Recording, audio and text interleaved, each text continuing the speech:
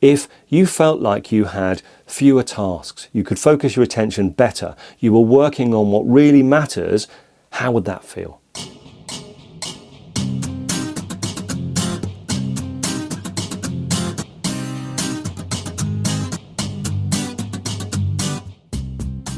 Hello and welcome to episode 91 of Sharp Podcast, the personal growth podcast from SON Development, where we help you get better at the things you have to do so you can spend more time on the things you want to do.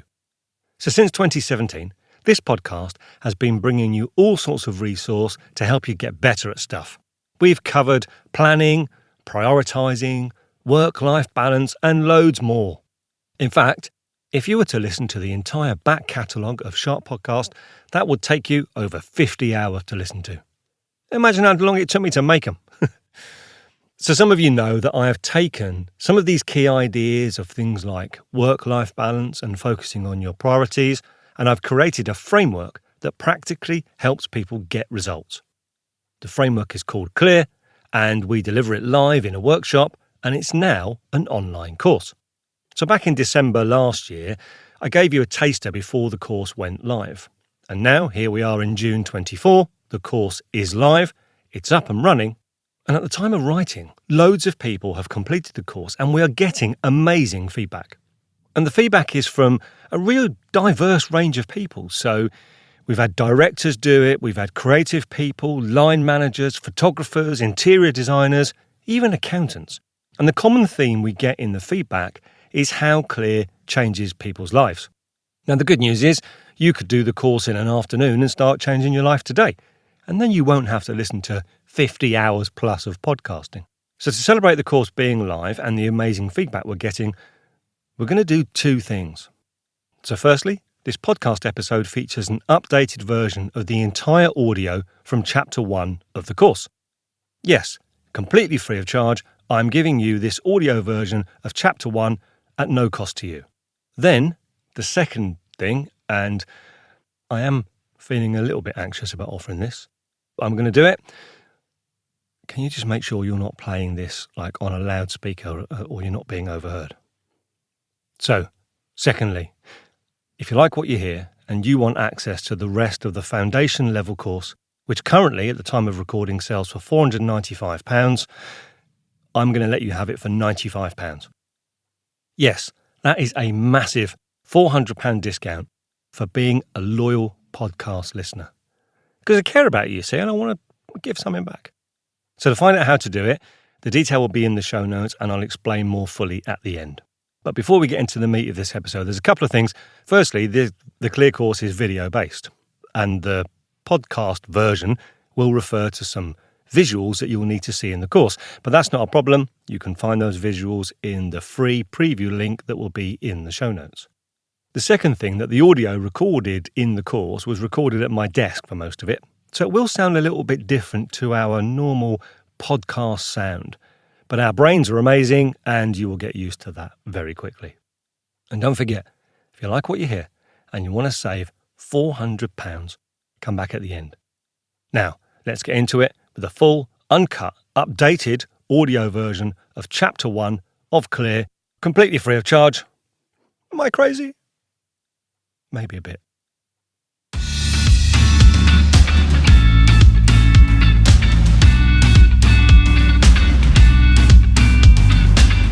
You know, it's a bit of a cliche, isn't it, that people say that today could be the first day of the rest of your life.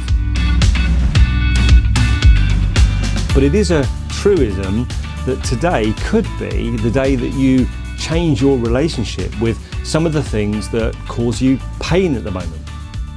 This course aims to reduce your stress, to help you achieve more by better use of your focus and your attention with the time that you've got available, to help you move away from the pain points towards more clarity, more calmness, more control in your life.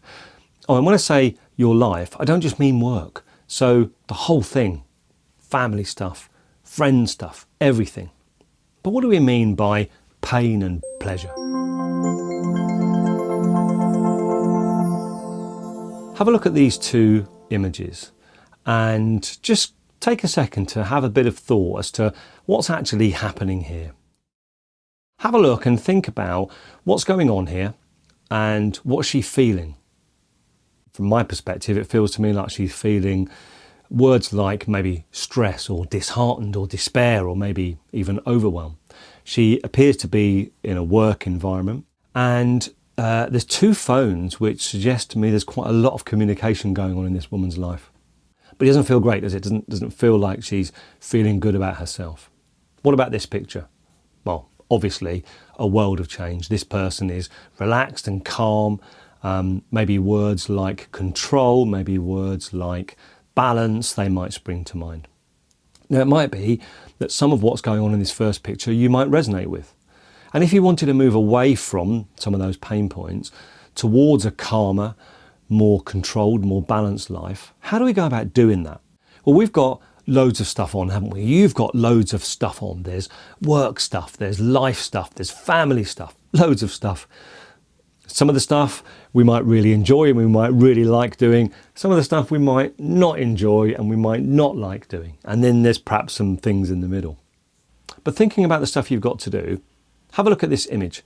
So this chap who's juggling eggs, imagine those eggs represent tasks or commitments or things that he's got going on in his life or you've got going on in your life. Now, as well as having all of the stuff, you've got the additional stress, the additional brain power being used to keep it all in the air at the same time.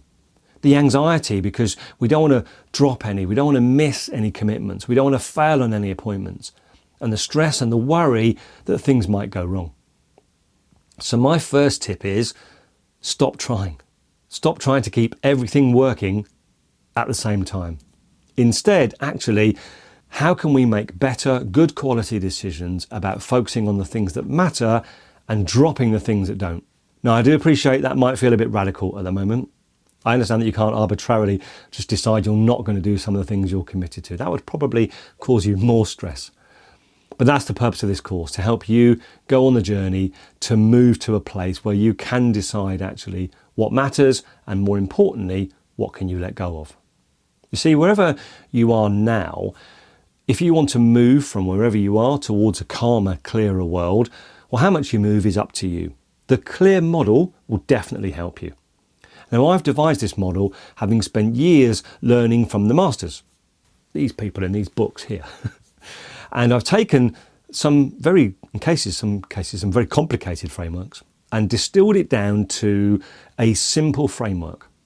Now, it can be basic or it can be sophisticated. That bit's up to you. But the framework itself is very simple. 5 very simple stages. 5 very simple different ways of thinking. And here it is. Catch, locate, execute, adapt, review. Clear. Now, you're in control of this. How you implement this is entirely up to you. In this course, I'll walk you through how to apply each stage, what works, what doesn't work. A word of warning though, it will take you longer to learn it than it will take you to do it. Ultimately, the aim here is that you spend only about 4% of your time actually managing the admin, if you like, of the system, freeing you up to spend 96% of your time actually doing the stuff. You choose how you're going to do this. I'll just help you along with some tried and tested ideas that work.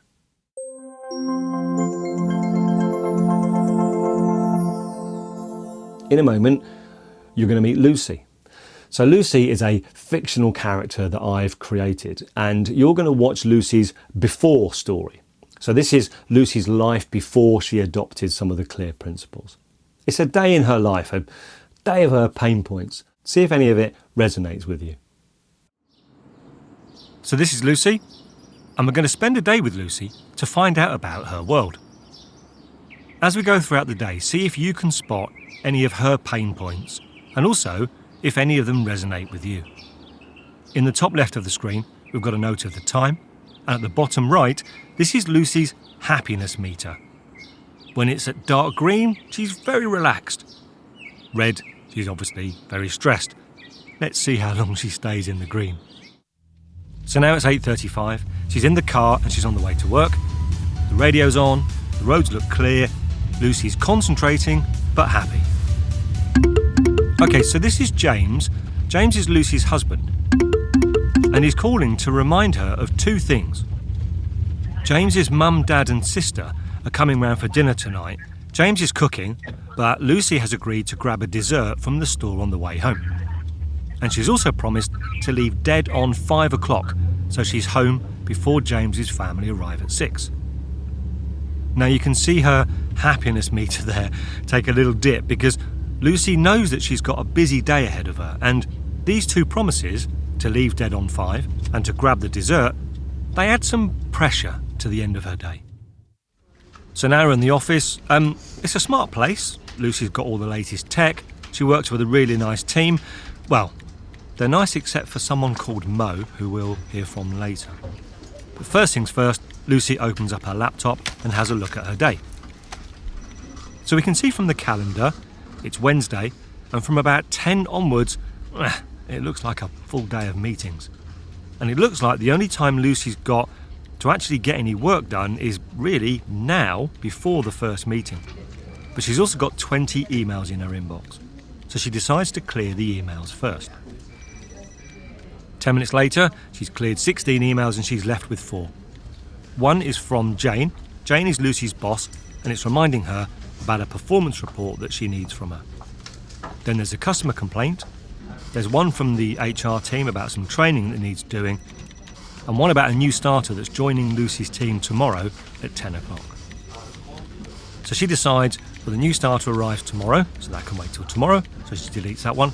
The training's not overdue yet, so she deletes that one. The customer complaint, she forwards that to one of her team to deal with, so that's done. And she decides that she'll work on the performance report now, because Jane is in that 10 o'clock meeting. And Jane will probably ask Lucy if she started the report. So actually, Lucy's now feeling pretty much on top of her day. She's got one major task, which is the performance report, and she's got 45 minutes to make a start on it.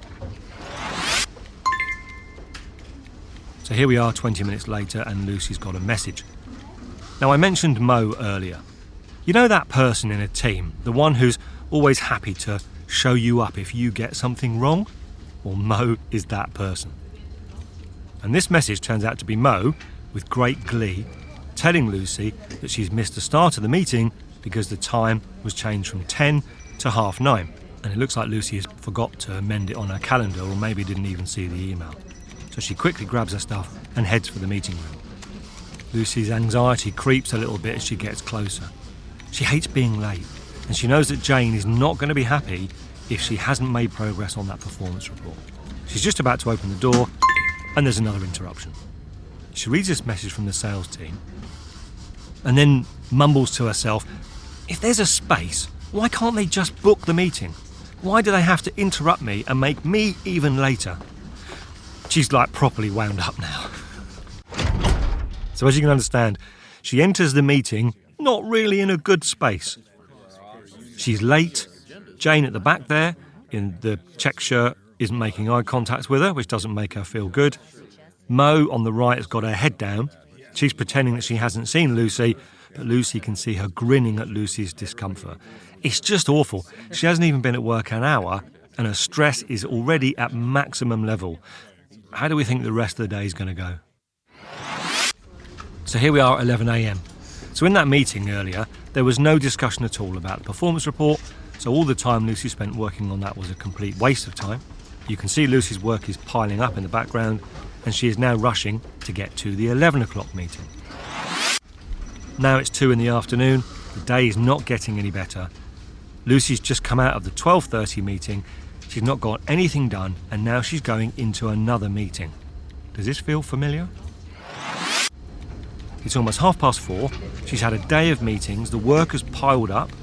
She wants to leave at 5 for James's parents, but she knows that this next meeting is likely to overrun because it always does. She also knows there was something that she had to do for James, but she's just too stressed to remember what it is. Can you remember what it is? Finally, she's out. It's coming up to 10 to 6. She's in the car. It's a half-hour drive, so she is definitely going to be late. And as it's the end of the day, she should really feel relaxed, shouldn't she? But clearly she doesn't. Well, at least not much else can go wrong now.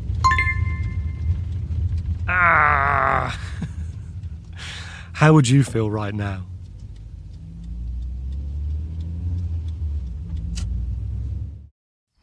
So here we are outside the front door. Lucy is still sorting stuff out on her phone. And eventually she just decides, sod it, it can all wait till tomorrow now. She puts her phone in her pocket, fixes a smile on her face and opens the door. And it's never really fun, is it? You know when you should be relaxing with family or friends, but your mind is on work. And Lucy's in the doghouse because she forgot, can you remember what she was supposed to do? She forgot to bring in the dessert. So she decides the best solution is to have a few glasses of wine to try to relax. And we've all been there, haven't we? The problem is, if you have a few too many, tomorrow morning comes round a little bit too quickly. Yep, she's overslept, and she's just remembered that her new starter is due at 10 o'clock. So she has now only got 9 minutes to get showered and get in the car for the half-hour drive to work, when flippin' Mo. And Mo is not the bearer of good news, and it's worse, of course, because it's Mo. And all Lucy can think is it the weekend yet? So what do you think? Did you relate to any of that? You might actually have felt stressed while you were watching the video. Well, don't worry, because later on we'll revisit Lucy's world after she's applied everything you're going to learn and see how things are different. So who is this course for? I think it's for probably 2 different kinds of people. You might be someone who knows you want things to get better, but you don't have any kind of system or method in order to achieve that. Or you may actually have a system, but it might not be working for you. It might be too rigid or too cumbersome or too onerous. There might be too much admin and not enough doing. Again, remember, 4% is the figure we want to get to. 96% of time actually doing, 4% of the time managing it. And when I use the word time, I just want to talk to you briefly about time management. There's a figure on the screen here. Any idea what this number is? Well, you might have guessed. This is how many minutes there are in each day. But let me explain why this course is not about time management. You see, however you spend your 1,440 minutes, whether it's divided evenly into nice 3 even chunks of sleep, work and everything else, or maybe the work stuff takes over a bit more, or maybe the work stuff takes over even more and you're just about squeezing some sleeping and some everything else in. I've delivered this course to very different kinds of people. I've delivered it to directors, to students, to entrepreneurs, IT people, retailers, individuals and teams. And they all have different versions of this pie chart, and you'll have a different version as well. The time that they spend and you spend in each area will vary. But successful people, they don't focus on how much time they're spending on something. They focus on the quality of what they're doing in the time they've got available. These 2 people here have the same number of minutes each day and the same number of minutes as you do. But some people just seem to be more successful with the time they've got available, and other people maybe a bit less so. And I really believe very strongly we can get a better result by thinking about developing the quality of our thinking, the quality of your thinking, what you focus on and what you pay attention to. That will get a much better result than worrying about how much time you're spending on each thing.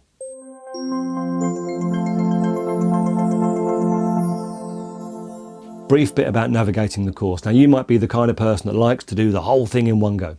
Or you might be the kind of person that likes to do a little bit and then break it up, have a rest, come back, do another little bit. However you want to do it, you can navigate the course in a way that suits you. That's how it's structured. There are essentially 3 courses. This is course 1. So this is the key principles of Clear. And for some people, course 1, level 1, that might be enough. Then there's level 2, where we'll go into a bit more detail about the particular tools and techniques and how you can deploy them to get better results. For most people, 1 and 2 will probably be right. For a few of you, you might get benefit from the power level, from really getting into a lot of detail about the skills and techniques and really ramping it up. It's up to you, but this is course 1, and in course 1 we're going to look at the key principles. So after this introduction, which we're in now, which will be finished soon, I promise, we'll then get into some detail about what Clear is, and then the 3rd section will be about putting it into practice. The way it works is we'll break each element, catch, locate, execute, adapt and review. We'll break it down and we'll have a look at what it is, why it matters, how to do it, And then importantly, there'll be some resource then for you to set yours up. And also, there are 2 bonus elements now. There's a podcast or an audio file at the end of each section where you can listen to the audio of the entire section. That way you can catch up in the car, at the gym. And there's also a written transcript of the whole section, which means, again, you can either review it afterwards and use it to make notes, or if you want to, you can print it off or have it available to read through as you're working your way through the section. Okay, one more thing before we get started, but potentially this is the most important thing. We've talked a lot about moving away from pain towards pleasure, but let's be honest, that's just words, isn't it? I'd like you to take some time to think about, what does that mean to you in the real world? So from a practical perspective, what is the pain that you're experiencing now? Thinking about your commitments, thinking about your workload, your tasks, what are those pain points? And importantly, how do they make you feel? And then thinking about the world you might like to get to, what are the ingredients of that pleasure? What do you want to move towards? If you felt like you had fewer tasks, you could focus your attention better, you were working on what really matters, how would that feel? So there's a document in this pack, and I'd like you just to take a moment to fill it in and then refer to this regularly. So this document will be your measure of success. It'll be your motivator when you're feeling challenged, and those challenges will come along. There will be challenges, and it'll be up to you whether you want to fold at those challenges or work at it. I do think you'll have to put a bit of effort in now to learn the model. That will take a bit of work, a bit of focus. But remember, again, eventually we want to get to the point where only 4% of your time is actually administrating this stuff. 96% of your time is just getting on and doing the things that matter. If you could go and complete that document, take as long as you need, but do take some time to really get a really clear picture. Decide what your scale is and where you are on the scale, where you are now and where you want to be. And then once you've done that document, come back and we'll crack on with the course itself.